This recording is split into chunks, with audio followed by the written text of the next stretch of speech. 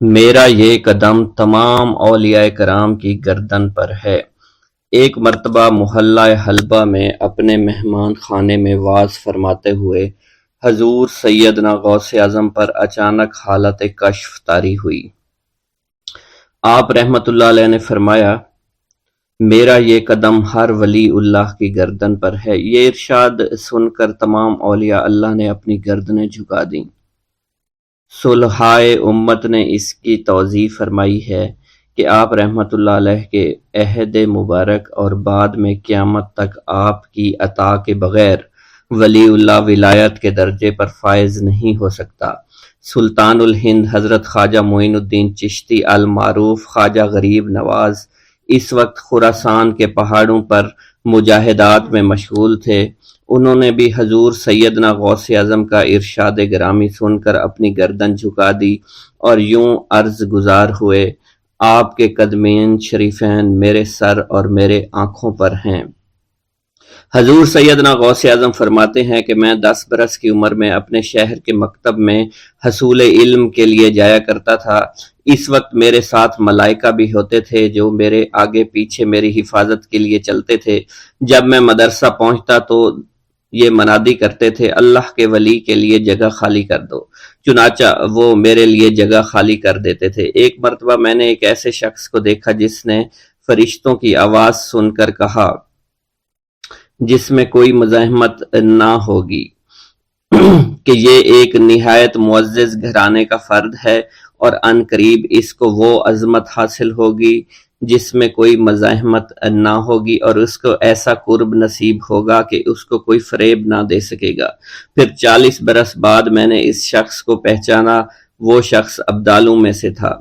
حضرت شیخ ابو سعود احمد بن بکر حریمی سے مروی ہے کہ حضور سیدنا غوث اعظم نے فرمایا کہ میں 55 سال تک تنہا عراق کے بیابانوں میں پھرتا رہا۔ میں لوگوں کو نہ جانتا، لوگ مجھے نہ جانتے۔ اسی دوران میرے پاس رجال الغیب اور جنات تشریف لاتے جنہیں میں طریقت اور اصول کی تعلیم دیتا تھا۔ ابتدا میں جب میں عراق میں داخل ہوا تو حضرت خضر میرے ہم سفر بنے، اور بعد میں اس وقت ان کو پہچانتا نہ تھا، اور اس کے ساتھ میرا معاہدہ ہوا کہ میں ان کے کسی حکم کی خلاف ورزی نہیں کروں گا۔ ایک مرتبہ انہوں نے مجھے ایک جگہ بیٹھنے کا حکم دیا اور میں اس جگہ 3 سال تک بیٹھا رہا۔ سال میں ایک مرتبہ حضرت خضر میرے پاس تشریف لاتے، فرماتے کہ یہی تیرا مقام ہے جہاں تجھے پہنچایا گیا ہے۔ اس عرصہ کے دوران تمام نفسانی خواہشات مجھ پر انسانی شکل میں وارد ہوئیں، لیکن اللہ عز و جل نے مجھے ہر موقع پر استقامت عطا فرمائی اور مجھے ان خرافات سے بچائے رکھا۔ ابتدا میں میرا نفس مجاہدہ کا کوئی طریقہ اختیار کرتا تو میں اس پر قائم ہو جاتا اور کسی چیز کو قبول نہ کرتا تھا۔ ایک طویل مدت تک اپنا گلا گھونٹتے ہوئے میں مدائن کے جنگلوں میں مجاہدات میں مشغول رہا۔ حضور سیدنا غوث اعظم فرماتے ہیں کہ میں نے اپنے نفس کو مختلف مجاہدوں، مختلف ریاضتوں اور مختلف مشقتوں میں ڈالے رکھا۔ 1 سال تک میں گری ہوئی چیزیں اٹھا کر کھاتا رہا، دوسرے سال پانی پر گزارا کیا، اور تیسرے سال نہ میں نے کچھ کھایا، نہ پیا اور نہ ہی سویا۔ ایک مرتبہ شدید سردی کی وجہ سے میں ایوان کسریٰ کے کھنڈرات میں سویا تو رات بھر میں 40 مرتبہ طبیعت خراب ہوئی۔ حضور سیدنا غوث اعظم فرماتے ہیں، ہر سال ایک بزرگ آتے اور وہ مجھے جبہ دے کر چلے جاتے۔ اسی طرح میں نے بے شمار طریقوں سے دنیا اور نفس سے چھٹکارا پانے کی کوشش کی۔ لوگ مجھے دیوانہ سمجھتے تھے۔ میں برہنہ جسم جنگلوں میں چلا جاتا اور کانٹوں پر لوٹتا شور مچاتا تھا۔ میرا تمام بدن سے خون جاری ہو جایا کرتا تھا اور لوگ مجھے اٹھا کر شفا خانے لے جایا کرتے، جہاں میری حالت مزید بگڑ جاتی۔ ایک وقت ایسا بھی آیا جب مجھ میں اور مردہ میں کوئی فرق نہ تھا۔ لوگ کفن لے کر آئے، غسال کو بلوایا کہ وہ مجھے غسل دے دیں۔ ابھی انہوں نے مجھے غسل دینے کے لیے تختہ پر ڈالا ہی تھا کہ میری حالت درست ہو گئی۔ میں اٹھ کھڑا ہوا۔ طریقت کی ان پرخطر راہوں میں نہ تو میں کبھی خوف زدہ ہوا اور نہ کبھی میرا نفس مجھ پر غلبہ پا سکا، اور نہ ہی دنیا کی آرائش مجھے حیران کر سکی۔ حضور سیدنا غوث اعظم فرماتے ہیں، شیطان نے میرے گرد بے شمار جال بچھائے۔ جب میں نے اس سے کہا کہ یہ کیا ہے تو اس نے کہا، یہ دنیاوی چیزیں ہیں اور میں ان جالوں سے تم جیسوں کو شکار کرتا ہوں۔ میں نے 1 سال تک شیطان کا مقابلہ کیا، اس کے بچھائے ہوئے تمام جالوں کو ختم کر دیا۔ اس کے بعد میرے سینے کو کھول دیا گیا اور مجھ پر بے شمار خلائق ظاہر ہوئے۔ حضور سیدنا غوث اعظم فرماتے ہیں میں نے دریافت کیا کہ یہ اللہ کیسے ہیں؟ جواب ملا کہ یہ خلق کے اسباب ہیں جو تم سے ملے ہوئے ہیں۔ میں سال بھر ان کی جانب متوجہ رہا یہاں تک کہ وہ مجھ سے جدا ہو گئے۔ جب مجھ پر میرا باطن ظاہر کیا گیا تو میں نے اپنے قلب کو بہت سے علائق سے ملوث پایا۔ میں نے دریافت کیا کہ یہ علائق کیا ہیں؟ جواب ملا یہ تمہارے ارادے، تمہارے اختیارات ہیں۔ چنانچہ 1 سال تک ان کی جانب متوجہ رہا کہ وہ مجھ سے دور ہو گئے۔ میرا قلب ان تمام غلاظتوں سے نجات پا گیا۔ پھر مجھ پر میرے نفس کو ظاہر کیا گیا، میں نے اس کا مشاہدہ کیا، مجھے معلوم ہوا اس کے ساتھ کچھ امراض اور بھی ہیں اور نفس کی خواہشات زندہ ہیں، نفس کا شیطان سرکش ہے۔ چنانچہ میں نے سال بھر پھر توجہ دلائی اور میرے نفس کے تمام امراض سرے سے ہی ختم ہو گئے اور اس کے شیطان نے کلمہ پڑھ لیا اور پھر میرے تمام امور اللہ کے لیے ہو گئے اور میں اپنی ہستی سے باہر نکل آیا۔ حضور سیدنا غوث اعظم فرماتے ہیں پھر میں توکل کے دروازے پر آیا تاکہ میرا مقصد پورا ہو، لیکن جب میں نے توکل کے دروازے پر پہنچا تو بے شمار لوگ موجود تھے۔ میں اس ہجوم کو چیرتا ہوا آگے بڑھا اور شکر کے دروازے پر پہنچ گیا، یہاں پر بھی لوگوں کا جمع غفیر موجود تھا، اس سے بھی چیرتا ہوا آگے بڑھا اور مشاہدہ کے دروازے پر پہنچ گیا اور یہاں پر موجود ہجوم کو چیرتا ہوا اندر داخل ہوا، حتیٰ کہ سب سے آخر میں مجھے فقر کے دروازے پر لایا گیا۔ فقر کا دروازہ خالی تھا۔ جب اس دروازہ میں داخل ہوا تو دیکھا جن جن چیزوں کو میں نے ترک کیا تھا وہ سب یہاں موجود تھیں۔ یہاں مجھے ایک بہت بڑے روحانی خزانے کی فتوحات سے نوازا گیا اور میرے لیے تمام دنیا کے خزانے کھول دیے گئے۔ مجھے روحانی عزت، دائمی فنا اور خالص آزادی عطا فرمائی گئی۔ میری تمام چیزیں جو میری ہستی اور میری صفات سب معدوم ہو گئیں اور میری ہستی کی جگہ کسی اور نے لے لی۔ حضرت شیخ ابو سعید مخزومی نے حضور سیدنا غوث اعظم کو خرقہ خلافت سے نوازا اور فرمایا اے عبد القادر، یہ وہ خرقہ ہے جو حضور نبی کریم صلی اللہ علیہ وسلم نے حضرت سیدنا علی المرتضیٰ کو عطا فرمایا، اور حضرت سیدنا علی المرتضیٰ نے یہ خرقہ حضرت خواجہ حسن بصری کو عطا فرمایا تھا، جس سے ہوتا ہوا یہ خرقہ مجھ تک پہنچا، اور یہ تمہاری امانت تھی جو میں نے تم تک آج پہنچا دی ہے۔ حضور سیدنا غوث اعظم نے جب خرقہ مبارک کو زیب تن کیا تو آپ پر بے شمار انوار و تجلیات کی بارش ہونا شروع ہو گئی۔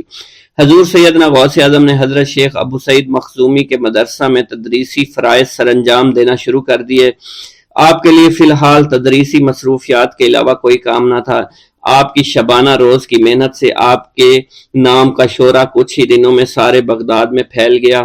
طلبہ دور دراز کے علاقوں سے علم کے حصول کے لیے آنے لگے۔ طلبہ کی تعداد جب مزید بڑھنا شروع ہو گئی تو ارد گرد کے کئی مکانات کو خرید کر مدرسہ میں داخل کر لیا گیا۔ کتب سیر میں منقول ہے کہ 528 ہجری میں آپ مدرسہ نظامیہ کی وسیع عمارت تعمیر فرما چکے تھے۔ اس مدرسہ کی تعمیر میں آپ نے بحیثیت مزدور بھی حصہ لیا تھا۔ حضرت شیخ ابو الخشاب سے مروی ہے کہ میں جوانی میں جب علم نحو پڑھ رہا تھا تو لوگوں نے مجھے حضور سیدنا غوث اعظم کے پاس جانے کا مشورہ دیا، اور اس کی وجہ سے مجھے بھی اشتیاق ہوا کہ میں آپ کا واز سنوں۔ ایک مرتبہ کچھ لوگوں کے ہمراہ آپ کی مجلس میں دوستوں کے ہمراہ حاضر ہوا۔ آپ نے میری جانب توجہ کرتے ہوئے فرمایا ہماری صحبت اختیار کر لو۔ چنانچہ میں نے آپ کے فرمان کے مطابق آپ کی صحبت کو اختیار کر لیا۔ آپ نے مجھے علم نحو کے علاوہ علوم عقلیہ اور تقلد حاصل کیے جس سے مجھے کوئی واقفیت پہلے نہیں تھی۔ 1 سال کے عرصہ میں آپ کی نظر کرم سے میں نے وہ علوم حاصل کر لیے جو گزشتہ اتنی عمر گزارنے کے باوجود بھی مجھے حاصل نہیں ہوئے تھے۔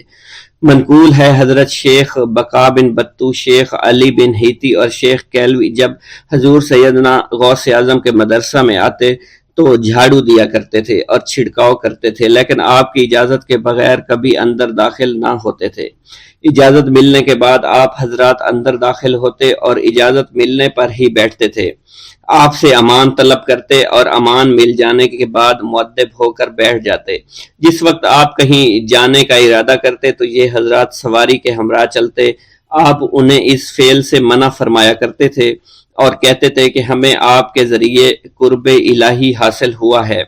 حضرت شیخ محمد قائل الادنیٰ سے مروی ہے کہ ایک مرتبہ حضور سیدنا غوث اعظم سے دریافت کیا گیا کہ آپ کی بزرگی اور عظمت کا راز کیا ہے؟ آپ نے فرمایا کہ میں کبھی جھوٹ نہیں بولتا اور کبھی کسی سے کذب بیانی نہیں کرتا۔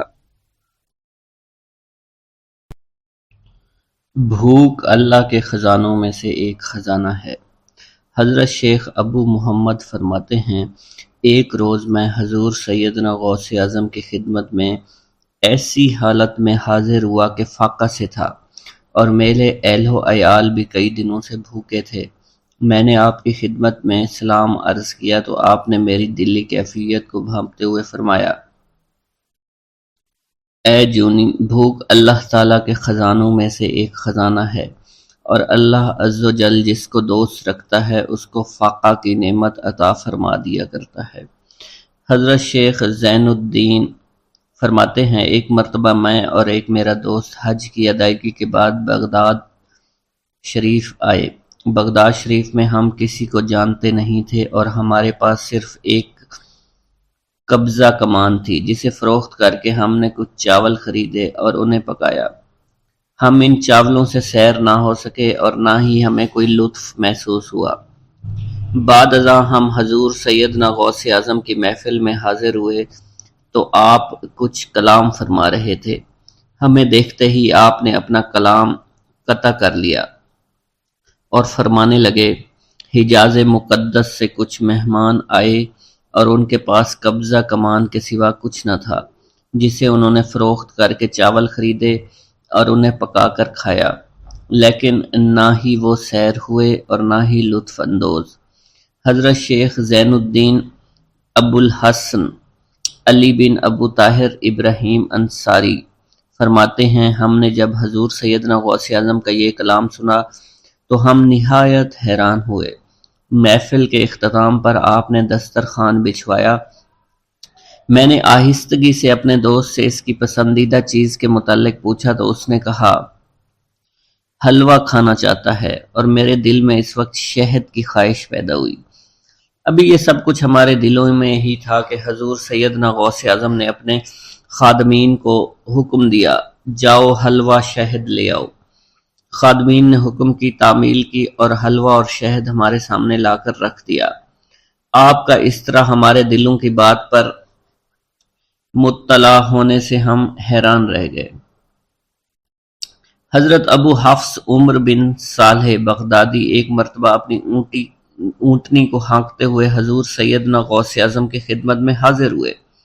عرض کرنے لگے، حضور، میں حج کے لیے بیت اللہ شریف جانا چاہتا ہوں، مگر میری یہ اونٹنی میرا ساتھ دینے کے قابل نہیں ہے اور فی الحال میرے پاس کوئی دوسری سواری بھی نہیں ہے۔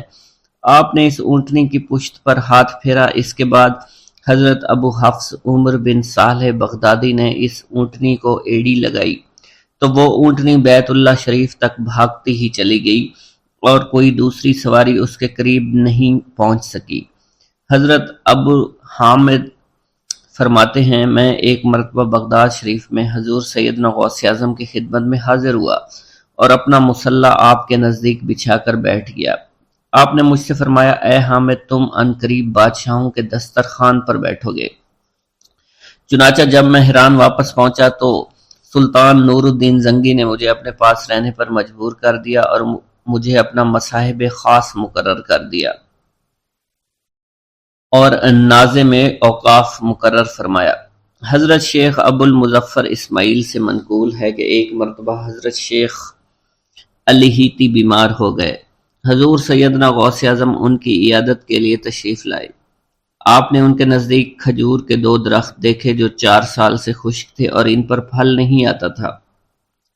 آپ نے ان درختوں کے نیچے بیٹھ کر وضو کیا اور 2 رکعت نماز ادا فرمائی۔ کچھ دن گزرنے کے بعد ان درختوں پر پھل لگ گئے اور وہ دوبارہ سے سرسبز و شاداب ہو گئے۔ جھولی کو میری بھر دو ورنہ کہے گی دنیا، ایسے سخی کا منگتا پھرتا ہے مارا مارا۔ مولانا عبد الرحمن جامی فرماتے ہیں، حضور سیدنا غوث اعظم کا ایک مرید آپ کے ہمراہ مسجد کی جانب جا رہا تھا۔ جمعہ کا دن تھا اس دن کسی بھی شخص نے آپ کو دیکھ کر نہ سلام کیا نہ ہی کچھ توجہ فرمائی۔ اس مرید کے دل میں خیال آیا کہ پہلے تو آپ جمعہ کی نماز کی ادائیگی کے لیے بڑی مشکل سے لوگوں کے ہجوم میں سے ہوتے ہوئے مسجد کی جانب تشریف لے جایا کرتے تھے، اور آج کوئی شخص بھی آپ کو سلام نہیں کر رہا ہے اور نہ آپ کے نزدیک آ رہا ہے۔ مولانا عبد الرحمن جامی فرماتے ہیں، ابھی یہ خیال اس مرید کے دل میں ہی تھا کہ حضور سیدنا غوث اعظم نے مسکرا کر اس مرید کو دیکھا، پھر لوگوں کا ایک جمع غفیر اکٹھا ہو گیا اور ہر کوئی آپ سے سلام کرنے کا خواہش مند تھا، یہاں تک کہ اس مرید اور آپ کے درمیان ہجوم حائل ہو گیا۔ اس مرید کے دل میں یہ خیال آیا کہ یہ پہلا حال اچھا تھا جب میں اور آپ تنہا تھے۔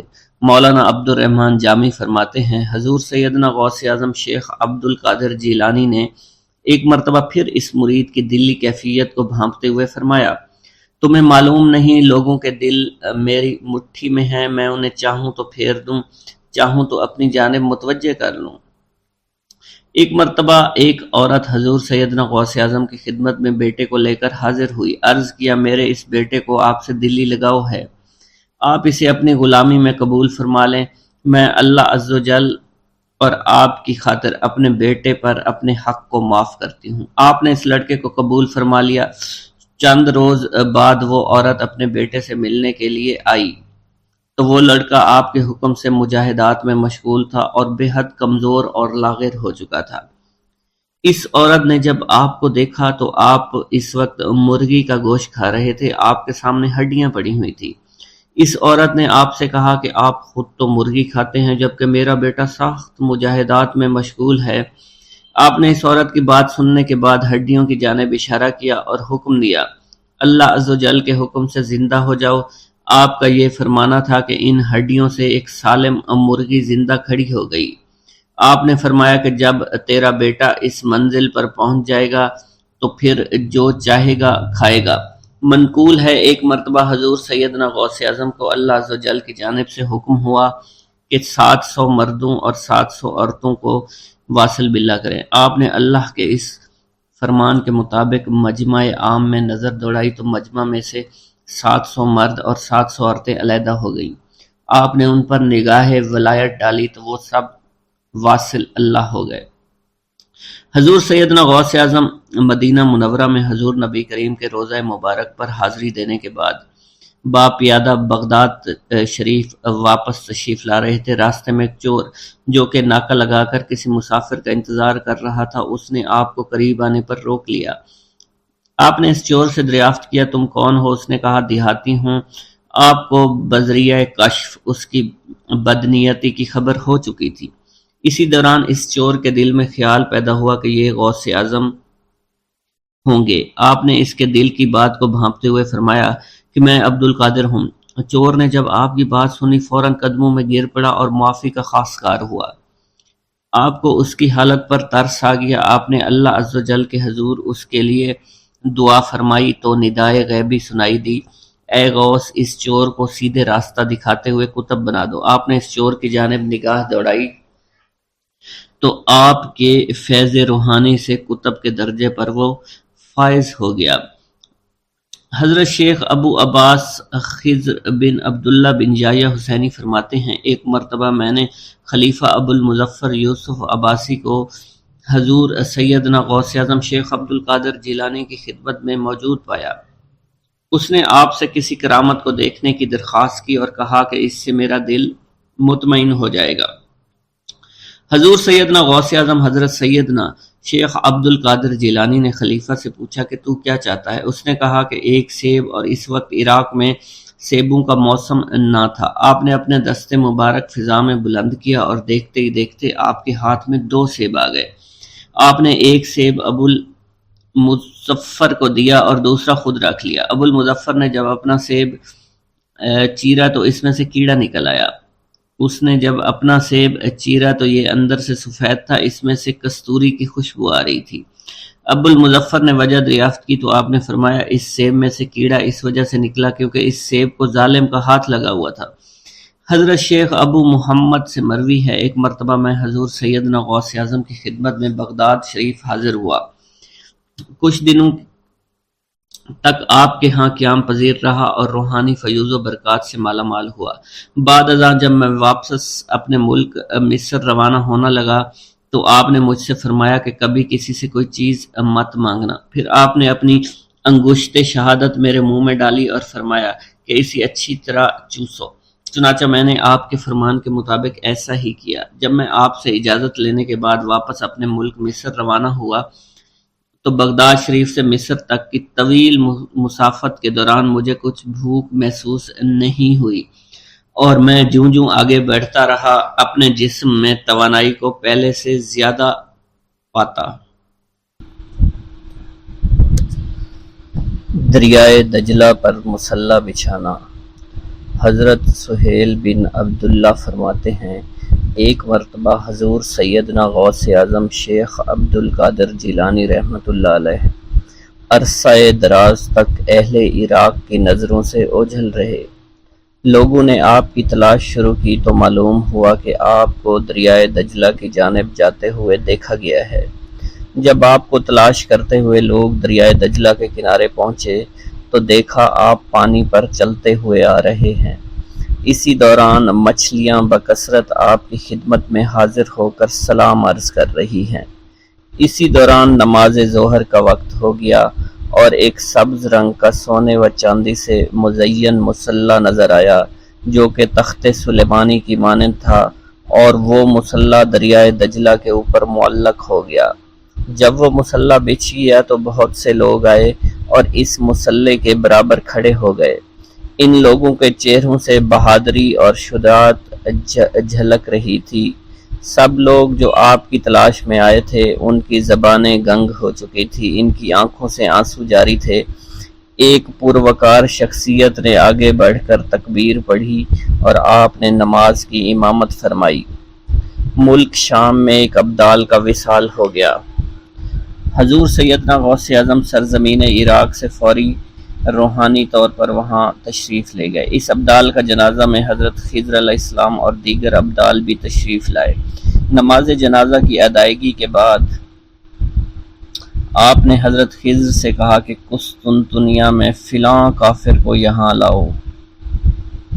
حضرت خضر علیہ السلام نے اس کو کافر کو فوراً پیش کر دیا۔ آپ نے اس کافر کو کلمہ پڑھا کر مسلمان کیا اور اس کی مونچھوں کو پست کروا دیا۔ آپ نے اپنی ایک ہی نظر سے اس کافر کو ابدال کے مقام پر فائز فرما دیا۔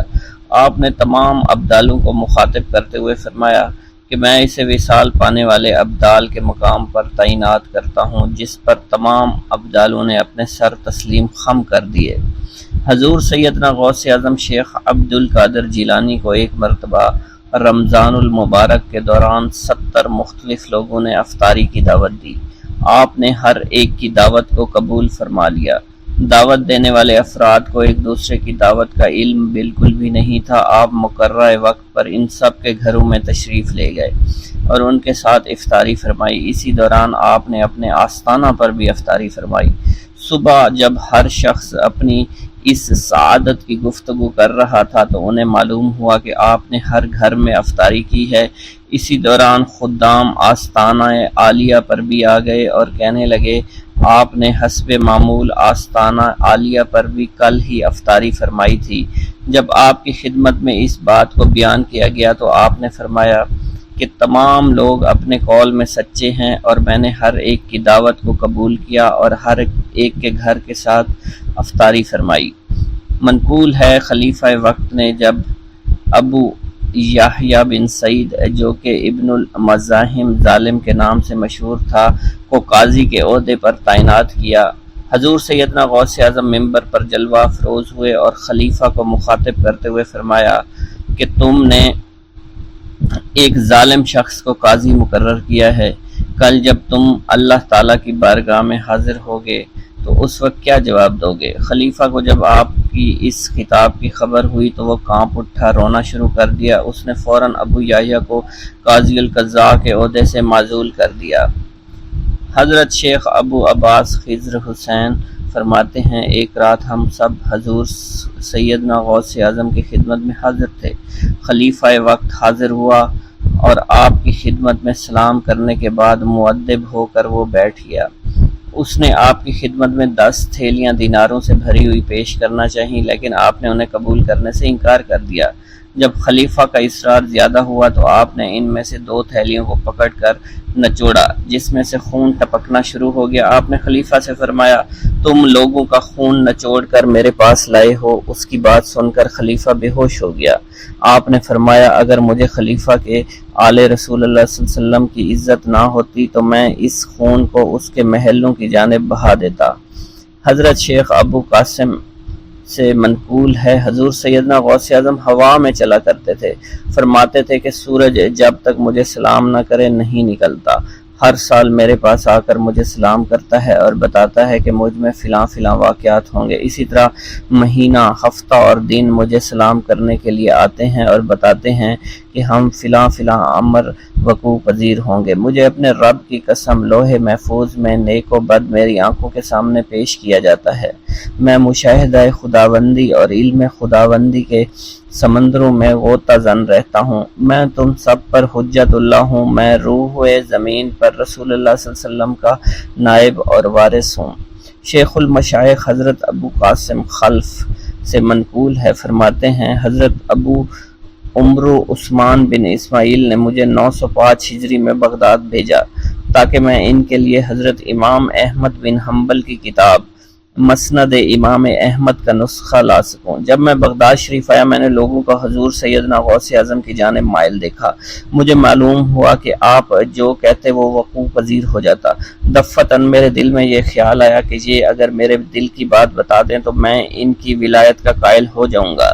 چنانچہ میں نے خلاف عادت بات سوچی کہ جب میں ان کے پاس جاؤں سلام کروں تو یہ میرے سلام کا جواب نہ دیں، مجھ سے منہ پھیر کر اپنے خدام سے کہیں کہ اس آنے والے کو ایک چھوارے کا ٹکڑا اور شہد کا ایک دانگ لاؤ، اور جب یہ دونوں چیزیں آ جائیں تو آپ مجھے کلہ پہنائیں اور میرے سلام کا جواب دیں۔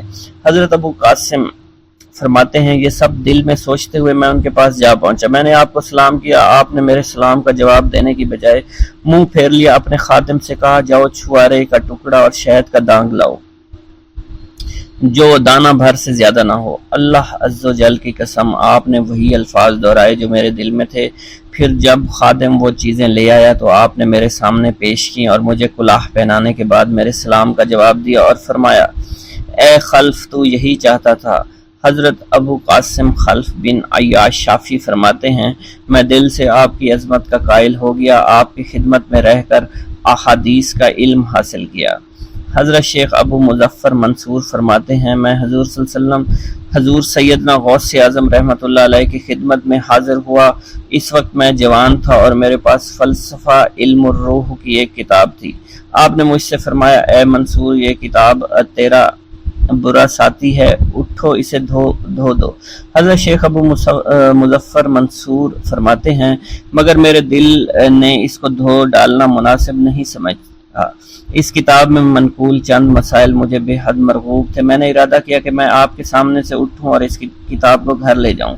آپ نے میری جانب دیکھا اور مجھ سے اٹھا نہ گیا اور میری حالت قیدی کی سی ہو گئی۔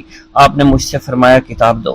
میں نے جب اسے کھولا تو وہ سفید کاغذ تھے جس پر کوئی حرف نہ لکھا ہوا تھا۔ آپ نے اس کتاب کی ورگردانی شروع کر دی اور فرمایا یہ کتاب فضائل قرآن ہے اور یہ محمد بن زریش کی تصنیف ہے۔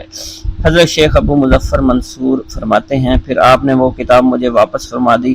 میں نے جب اس کتاب کو دوبارہ دیکھا تو وہ واقعی فضائل قرآن کی کتاب تھی اور محمد بن زریش کی تصنیف تھی۔ آپ نے فرمایا کیا تو توبہ کرتا ہے کہ اپنی زبان سے وہ بات کہے جو تیرے دل میں نہ ہو؟ میں نے عرض کی ہاں۔ اس کے بعد مجھے فلسفہ و احکام اور روحانیت جو مجھے یاد تھے وہ بھول گئے اور میرے باطن سے ایسے محو ہوئے کہ کبھی میرے دل میں آئے ہی نہیں تھے۔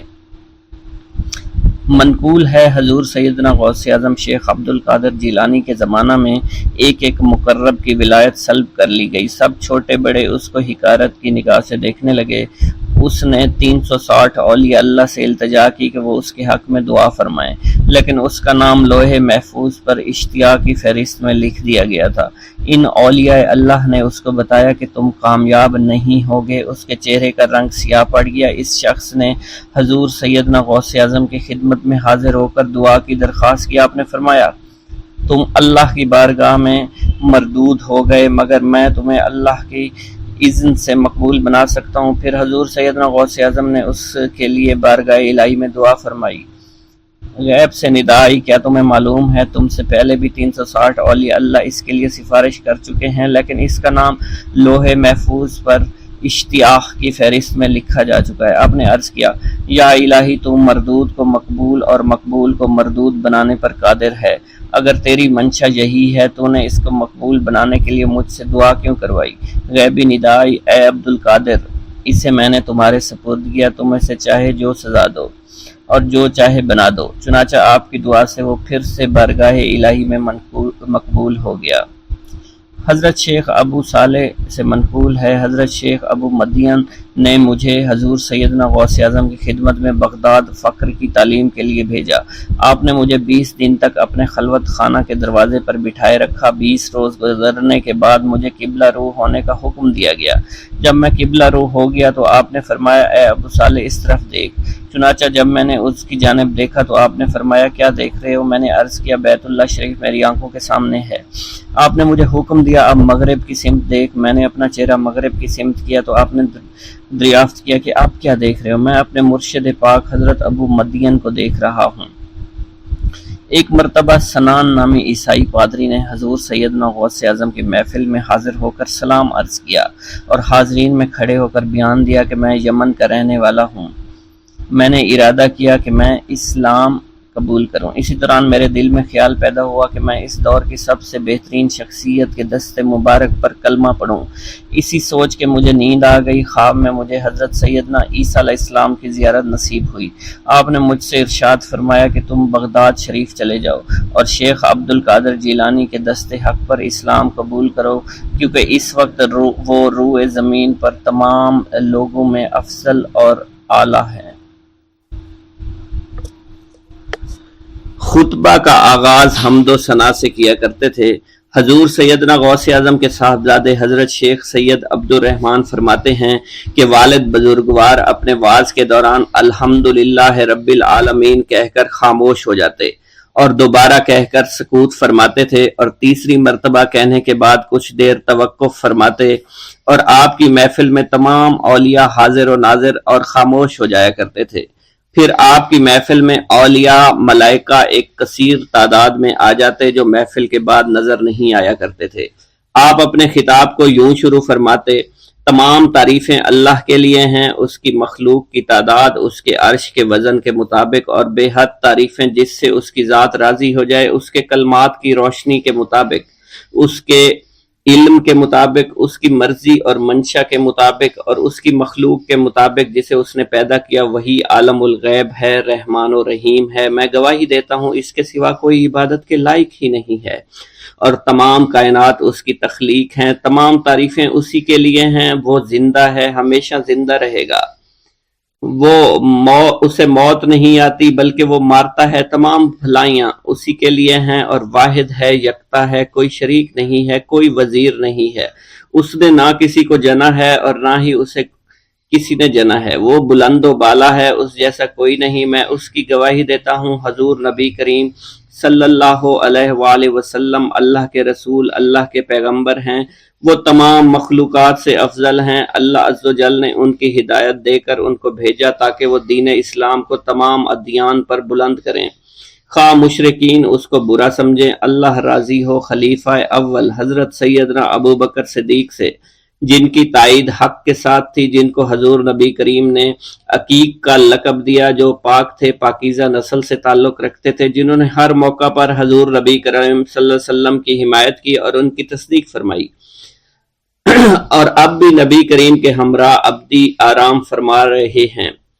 اللہ راضی ہو خلیفہ دوم حضرت سیدنا عمر فاروق رضی اللہ تعالی عنہ سے، جنہوں نے عمل کثیر کیے، جنہوں نے حق کو بلند کیا، جنہوں نے فیصلے کے لیے جن کو منتخب کیا گیا، جنہوں نے ہمیشہ حق بات کا ساتھ دیا، اور وہ بھی حضور نبی کریم صلی اللہ علیہ وسلم کے ہمراہ ابدی آرام گاہ میں آج بھی موجود ہیں۔ اللہ راضی ہو خلیفہ سوم حضرت سیدنا عثمان غنی رضی اللہ تعالی عنہ سے، جنہوں نے اپنے مال سے مسلمانوں کی امداد کی، قرآن مجید کی ترتیب و اشاعت احسن طریقے سے فرمائی، جنہوں نے امامت اور کرت سے محراب کو منبر کو مزین کیا، اور جو افضل الشہداء ہیں اور فرشتے بھی ان سے حیا کرتے ہیں۔ اللہ راضی ہو خلیفہ چہارم حضرت سیدنا علی المرتضیٰ سے، جو شجاعت و جواں مردی میں بے مثل ہیں، حضور نبی کریم صلی اللہ علیہ وسلم کے چچا زاد بھائی اور داماد ہیں۔ آپ دین اسلام کے امام و عالم ہیں، اور جن کے لیے حضور نبی کریم صلی اللہ علیہ وسلم نے فرمایا کہ میں تم پر فدا ہو جاؤں۔ اللہ راضی ہو حسنین کریمین حضرت سیدنا امام حسن امام حسین سے، جن کی نیکیاں تا حشر قائم رہنے والی ہیں اور جن کے مراتب بے مثل ہیں۔ اللہ نے ان کے قلوب کو نیکیوں کی جانب مائل کیا۔ اے اللہ تو ہمارے رازوں اور دلی کیفیات سے واقف ہے، ہمیں ہر عمل کرنے اور برائی سے بچنے کی توفیق عطا فرما، اور ہمیں گناہوں کی لذت سے بچا، ہمیں اپنے ما سوا سے محفوظ رکھ اور اپنی مشغولیت عطا فرما۔ بے شک اللہ کے سوا کوئی عبادت کے لائق نہیں، جو چاہتا ہے وہی ہوتا ہے، اور وہی قوی اور وہی عظیم ہے۔ اے اللہ ہمیں غفلت سے بچا اور ہمارے اوپر وہ بوجھ نہ ڈال جو تو نے پہلی امتوں پر ڈالا۔ اے ہمارے رب العالمین ہمیں معاف فرما اور ہماری مغفرت عطا فرما، کیونکہ تو ہی ہمارا رب ہے، تو ہی ہمارا مولا ہے، آمین۔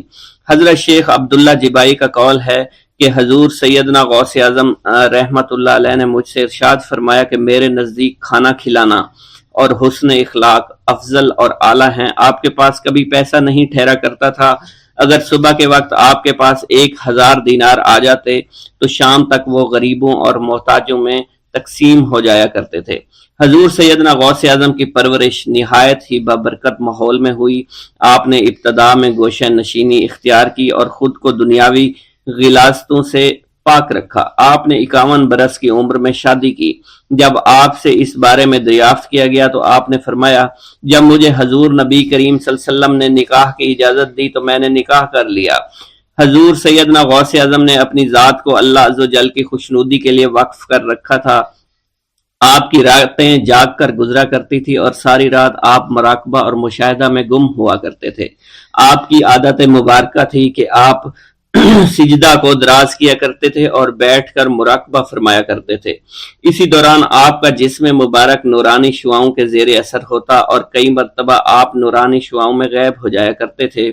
حضرت شیخ ابو عبداللہ بن حسنین بن ابی الفضل فرماتے ہیں کہ حضور سیدنا غوث اعظم کے بعض دہقانی مریدین ہر سال آپ کے لیے گیہوں بوتے تھے اور جائز طریقہ سے اسے پالتے تھے۔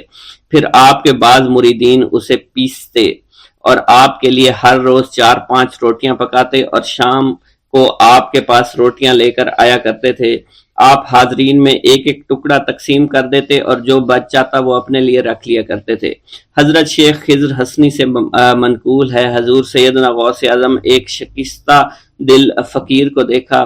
آپ نے اس سے اس کی کیفیت کے متعلق دریافت کیا تو اس نے کہا کہ میں آج دریا کے کنارے گیا اور ملاح سے کہا مجھے دریا کے پار لے جائے۔ اس نے انکار کر دیا۔ میں اپنے اس افلاس کے سبب پریشان اور شکستہ دل ہوں۔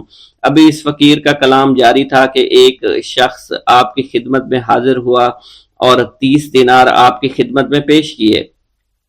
آپ نے وہ دینار اس فقیر کو دے دیے اور فرمایا کہ اس ملاح سے کہنا کہ کسی فقیر کا سوال رد نہ کیا کرے۔ حضرت شیخ معمر ابو المظفر فرماتے ہیں، میں نے حضور سیدنا غوث اعظم سے زیادہ کسی کو درگزر فرمانے والا آج تک نہیں دیکھا۔ آپ کی عطا کا یہ علم تھا، ایک محفل میں 400 لوگوں کو ولایت کے مقام اعلیٰ تک پہنچا دیا کرتے تھے۔ بھوکوں کو کھانا کھلانا، بیواؤں کی حاجت روائی کرنا آپ کا معمول تھا۔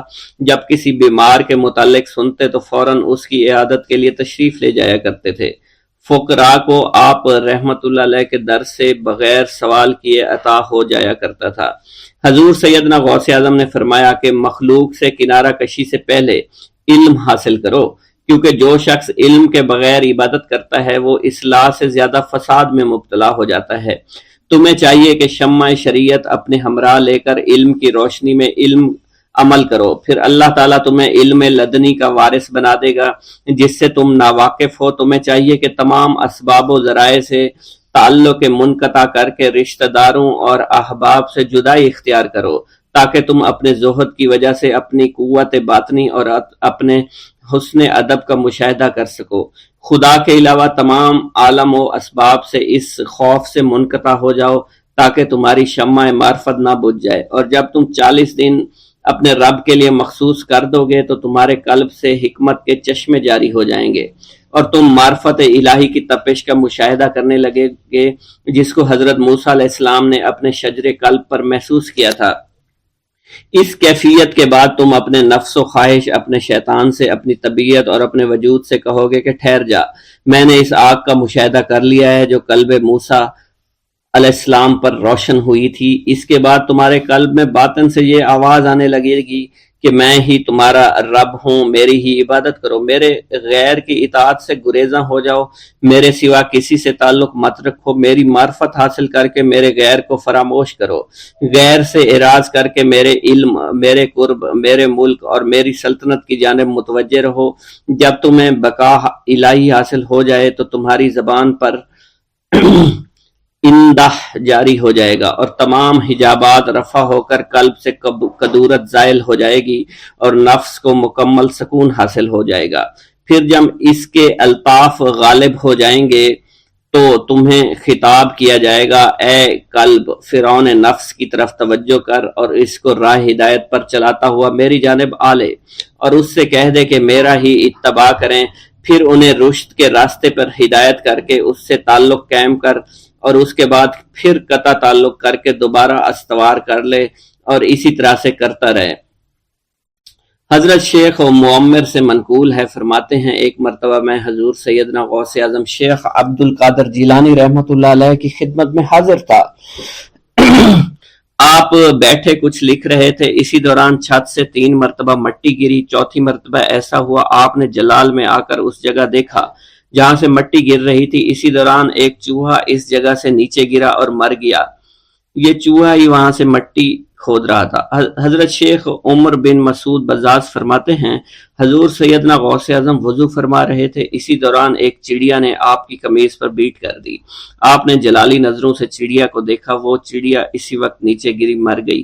آپ نے وضو سے فارغ ہونے کے بعد قمیض کے اس حصے کو دھویا اور پھر اپنی قمیض مبارک اتار کر مجھے دی اور فرمایا اس کو فروخت کر کے اس کی رقم کو خیرات کر دو، یہ اس کا بدلہ ہے۔ حضور سیدنا غوث اعظم کے زمانہ میں بہت ہی گناہگار شخص تھا، اس کے دل میں آپ سے بے پناہ محبت تھی۔ جب اس کے مرنے کے بعد دفن کیا گیا تو قبر میں منکر نکیر نے سوالات کیے تو اس نے سوال کے جواب میں عبد القادر جواب دیا۔ منکر نکیر نے اللہ کی بارگاہ میں اس کے جواب کو پیش کیا، حکم ہوا اگرچہ یہ بندہ فاسقوں میں سے ہے لیکن یہ میرے محبوب سید عبد القادر جو کہ صادقین میں سے ہیں ان سے محبت رکھتا ہے۔ بغداد کے محلہ باب العز کے قبرستان میں سے ایک قبر سے مردہ کے چیخنے کی آواز آنے لگی۔ لوگوں نے حضور سیدنا غوث اعظم کی خدمت میں عرض ہو کر عرض کیا، آپ نے دریافت کیا کیا صاحب قبر نے مجھ سے خرقہ پہنا؟ لوگوں نے عرض کیا ہمیں اس کا علم نہیں۔ آپ نے دریافت کیا کہ یہ میری محفل میں کبھی شریک ہوا؟ ہمیں اس کا علم نہیں۔ آپ نے پھر دریافت کیا کیا کبھی میرے پیچھے نماز پڑھی؟ نہیں معلوم۔ آپ نے مراقبہ فرمایا اور آپ کے چہرہ مبارک پر جلالیت کے آثار نمودار ہو گئے۔ بعد ازاں آپ نے چہرہ مبارک پر وقار ظاہر ہوا اور آپ نے فرمایا کہ اس شخص نے میری زیارت کی، مجھ سے حسن ظن رکھا، اسی وجہ سے اللہ نے اس پر رحم فرما دیا ہے، چنانچہ اس کے بعد کبھی قبر سے آواز نہیں آئی۔ منقول ہے حضرت شیخ ابو الحسن علی بن وہب ازجی بیمار ہو گئے، حضور سیدنا غوث اعظم عیادت کے لیے تشریف لائے تو آپ نے وہاں ایک قمری اور ایک کبوتری کو دیکھا۔ حضرت شیخ ابو الحسن نے آپ سے عرض کی کہ یہ کبوتری 6 ماہ سے انڈے نہیں دے رہی اور قمری 9 مہینے سے بول نہیں رہی۔ آپ نے کبوتری سے فرمایا تو اپنے مالک کو فائدہ پہنچا اور قمری سے فرمایا تو اپنے خالق کی تسبیح کر۔ چنانچہ قمری نے اسی وقت کوکو کرنا شروع کر دیا، یہاں تک کہ بغداد کے لوگ اس کی آواز سننے کے لیے جوق در جوق جمع ہونا شروع ہو گئے اور کبوتری نے بھی انڈے دے دیے اور ان سے بچے نکلے۔ ایک گاؤں کے بارے میں کہا جاتا تھا کہ جہاں قدرت کی بے پناہ نعمتیں تھیں، اللہ پاک نے وہاں کے لوگوں کو مالا مال کیا ہوا تھا۔ ایسی نعمتیں کہ جن نعمتوں کو دیکھ کر انسان اکثر مغرور ہو جایا کرتے ہیں، مگر وہاں پر کچھ مسلمان تھے، اور سب سے بڑی اور بری بات یہ تھی کہ وہاں کے تمام لوگ کافر تھے۔ وہ کفار اپنی دولت پر بہت فخر کیا کرتے تھے، کیونکہ ان میں ہر ایک انسان بہت دولت مند تھا۔ ہر ایک کے پاس بے بہا پیسے تھے، کسی کو پیسوں کی کمی نہیں تھی۔ وہاں کے سردار کی ایک اکلوتی بیٹی تھی جس کو سردار بے پناہ پیار کرتا تھا۔ اس سردار کی بیٹی بے پناہ مغرور، ظالم، گھمنڈی تھی۔ وہاں پر غریب لوگ صرف مسلمان ہی تھے، تمام کافر ایک دوسرے کی مدد کیا کرتے تھے، لیکن مسلمانوں کی مدد کرنے والا وہاں پر کوئی نہ تھا۔ وہاں پر انہیں کوئی دیکھنے والا نہ تھا۔ سردار کی بیٹی کو کالے جادو میں خوب مہارت حاصل تھی، اور وہ جادو کی وجہ سے وہاں پر رہنے والے غریبوں پر بہت ظلم کیا کرتی تھی۔ تمام مسلمان اس سے بے حد پریشان تھے، اور وہ لوگوں کو غلام بناتی اور مزدور بناتی تھی۔ اگر ان میں کوئی اس کی بات نہ مانتا تو اس کو قیدی بنا کر اپنے اشاروں پر نچایا کرتی تھی۔ اس بستی میں چونکہ اکا دکا مسلمان تھے جن کا کوئی پرسان حال نہیں تھا، کوئی بھی ان کو بچانے والا نہیں تھا۔ جب وہ سردار کی بیٹی کے ظلم حد سے بڑھ گئے تو مسلمانوں میں سے ایک بوڑھے شخص نے اللہ کے حضور گڑ گڑا کر دعائیں کی، اے اللہ، ہمارے چند نسلیں جو یہاں پر بچی ہوئی ہیں، ان نسلوں کو تو بچا لے۔ یہ سردار کی بیٹی جس نے ہمارا جینا دشوار کر رکھا ہے، یہاں کوئی بھی انسان ہمارا حال نہیں پوچھتا، اور نہ ہی ہمارے پاس مال و دولت ہے، اور نہ ہی ہمارے پاس جسمانی طاقت بچی ہے۔ یا اللہ، ہمارے لیے کوئی ایسا بندہ بھیج جو نہ صرف طاقتور ہو بلکہ اس جادوگرنی یعنی سردار کی بیٹی کو بھی ہرا سکے۔ اللہ رب العزت نے اس بوڑھے کی دعا کو قبول فرمایا، اور یوں اس جگہ پر ایک اللہ والے کو بھیج دیا۔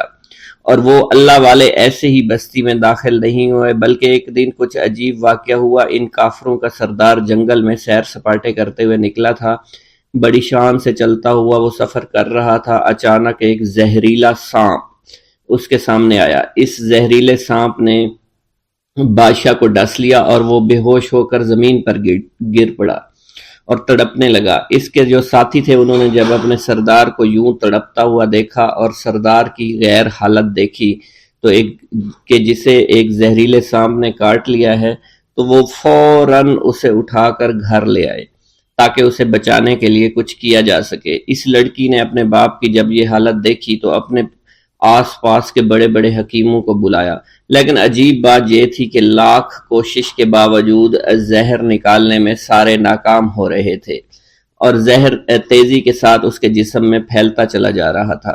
لیکن اسی وقت وہاں ایک درویش کی آمد ہوئی، ایک اللہ والے آئے، ان اللہ پاک نے اس مقصد کے تحت وہاں بھیجا تھا۔ اس اللہ کے ولی نے سردار کے گھر پر پہنچ کر دروازے کو کھٹکھٹایا۔ نوکروں نے پوچھا کون ہو، کس سے ملنا ہے؟ اس نے کہا میں نے سنا ہے کہ یہاں کے سردار کو سانپ نے ڈس لیا ہے۔ نوکر کہنے لگے کہ تمہیں کیسے پتا چلا کہ یہاں کے سردار کو سانپ نے ڈس لیا ہے؟ تم تو ہمیں اجنبی لگتے ہو، ہم نے تمہیں آج تک یہاں نہیں دیکھا ہے۔ اس نے کہا میں مسافر ہوں، اور مجھے خبر ملی ہے کہ یہاں کے سردار کو ایک زہریلے سانپ نے ڈس لیا ہے، اور کوئی بھی اس کا علاج نہیں کر پا رہا۔ نوکروں نے کہا تم کون ہو؟ اللہ والے نے کہا میں حکیم ہوں، اور میں ان کے علاج کی غرض سے یہاں آیا ہوں۔ وہ نوکر اللہ والے کی حالت دیکھ کر ہنسنے لگے، کیونکہ آپ نے پھٹے پرانے کپڑے پہن رکھے تھے اور دیکھنے سے بہت غریب معلوم ہوتے تھے۔ وہ نوکر کہنے لگے کہ اتنے بڑے سردار کا علاج کرو گے؟ ارے یہاں تو اس کے پاس بڑے بڑے حکیم بلائے گئے ہیں، ہمارے سردار کے پاس پیسوں کی کوئی کمی نہیں ہے، اور وہ تم جیسے غریب سے بھلا کیوں علاج کروائیں گے؟ درویش نے کہا اگر تم چاہتے ہو تمہارے سردار کی جان بچ جائے پھر مجھے اندر جانے دو۔ غلام کہنے لگا ٹھیک ہے، ہم اندر جا کر اجازت لے کر آتے ہیں۔ نوکر اندر گئے، سردار کی بیٹی سے کہا ایک غریب آیا ہے، کپڑوں سے فقیر معلوم ہوتا ہے، لیکن کہتا ہے میں سردار کا علاج کر سکتا ہوں، اور میں سردار کا علاج کروں گا۔ جو زہر تیزی کے ساتھ جسم میں پھیل رہا ہے میں اس کو باہر نکال پھینک کروں گا۔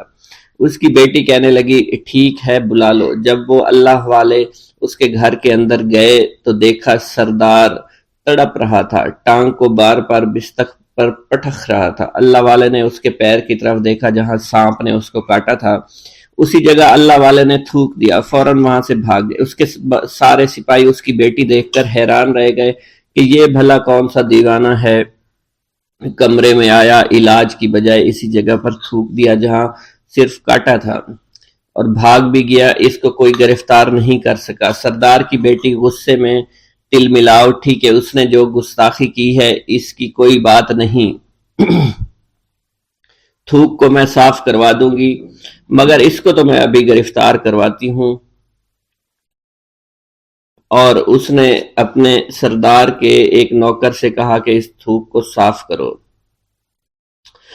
اس نوکر نے تھوک کو صاف کرنے کی بجائے اس کو اچھی طرح سے ٹانگ پر مل دیا۔ لڑکی نے کہا کیا کر رہے ہو؟ اس فقیر نے میرے باپ کی ٹانگ پر تھوک دیا، اب اس تھوک کو تم مل رہے ہو؟ حکیم نے اپنے ہاتھ کے اشارے سے سردار کے بیٹے کو روک دیا۔ جیسے اس تھوک کو سردار کی ٹانگ پر ملا گیا، فوراً سارا زہر ختم ہو گیا۔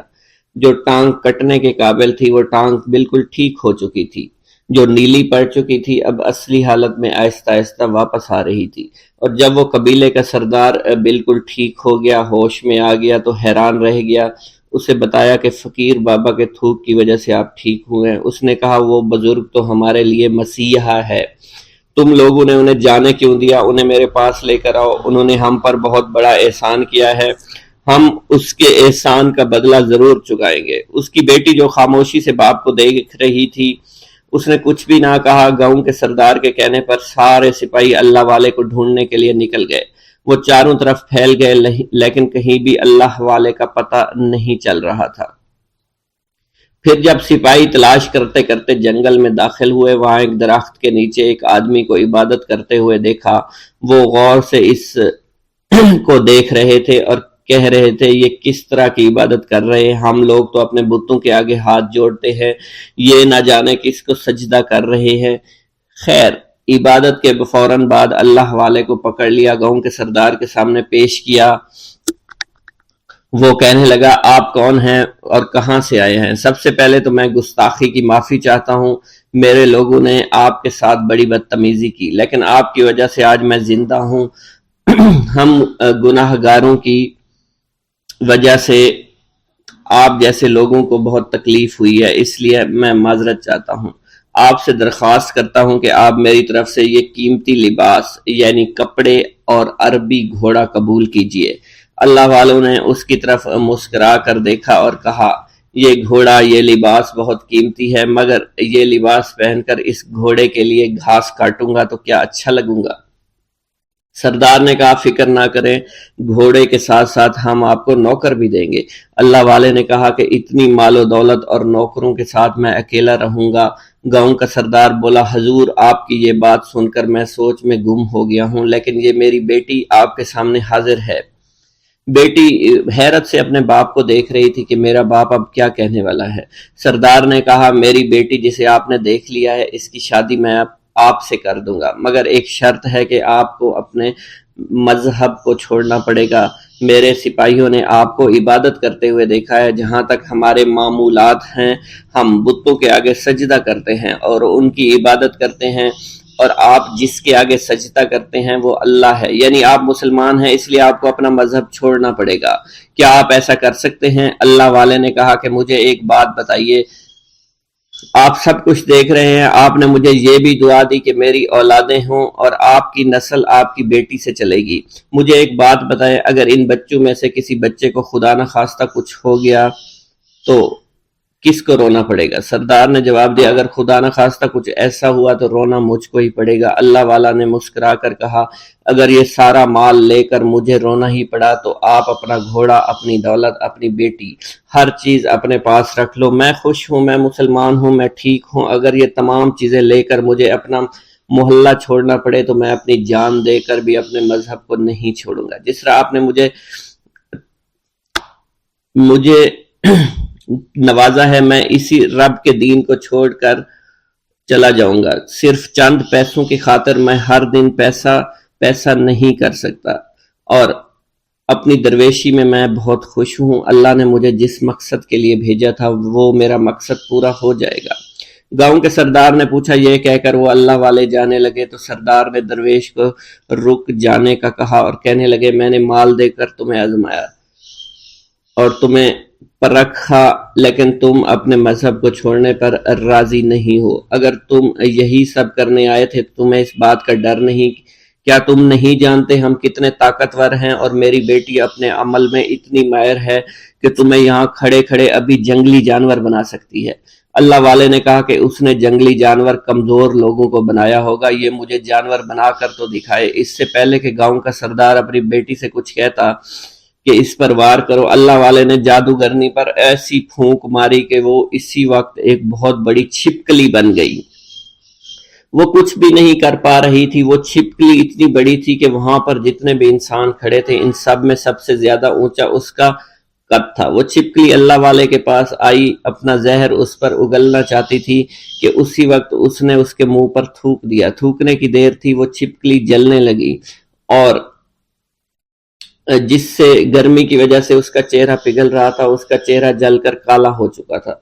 वो मरने वाली थी कि सरदार दौड़ता हुआ कदमों में आकर गिर पड़ा और माफी मांगने लगा और कहने लगा, हजूर, इस गुस्ताखी के लिए मैं माजरत खा हूं, आप मुझे माफ कर दो। मैंने सच में आपको बहुत कमजोर समझा था, आपको आपका मजहब से हटाना चाहा था। अगर मेरी बेटी ठीक हो जाए तो मैं सच कहता हूँ यहाँ पर जितने लोग हैं हम पूरी की पूरी बस्ती मुसलमान हो जाएंगे। अल्लाह वाले ने कहा कि हम तुम्हें अपने दीन में शामिल करने के लिए ये सब नहीं कर रहे, बल्कि तुम लोग मुसलमान भाइयों पर जो जुल्म करते हो वो जुल्म को खत्म करने के लिए हम यहाँ आए हैं। हमारे दीन में जबर और जुल्म नहीं। अगर तुम्हारे बेटी से इंसान बनकर सुधर जाती है तो उसको उसकी असली हालत में लाने के लिए मैं खुद को अल्लाह की बारगाह में पेश करूंगा और दुआ करूंगा। सरदार कहने लगा कि हाँ हाँ, मेरी बेटी असली हालत में अगर आ जाए तो फिर हम किसी पर जुल्म और सितम नहीं करेंगे और मैं दिल से अपनी बेटी के लिए मुआफी चाहता हूँ। आज से ये कोई भी जादू टोना और मुसलमानों को तंग नहीं करेगी और ना ही किसी मुसलमान पर ये जुल्म और जबर करेगी। बस आप इसे दोबारा से इंसान बना दे। अल्लाह वाला ने छिपकली पर दोबारा से फूंक मारी तो फिर से इंसान बन गई और अल्लाह वाले के कदमों से वो लिपट गई। कहने लगी, मुझे माफ कर दीजिए, मुझे माफ कर दीजिए, मैंने अपने आप को बहुत ताकतवर समझा। इस लड़की का आधा चेहरा जल चुका था और काला हो चुका था। वो कहने लगी कि आज अपने बाप के साथ मैं आपके दस्ते मुबारक पर मुसलमान होना चाहती हूँ। मैं वादा करती हूँ कि आज से इस बस्ती पर कोई भी काफिर किसी मुसलमान के साथ बदतमीजी नहीं करेगा, ज्यादती नहीं करेगा, जुल्म और जबर नहीं करेगा, बल्कि हम सब यहाँ मिलजुल कर रहेंगे और भाईचारे के साथ रहेंगे। हम सब मुसलमान हो जाएंगे और फिर यूं अल्लाह वाले के हाथों पूरी बस्ती का सरदार और उसकी बेटी ने इस्लाम कबूल कर लिया और सरदार ने अल्लाह वाले से अपनी बेटी का निकाह कर दिया और फिर इस बस्ती में हमेशा के लिए अमन व अमान कायम हो गया।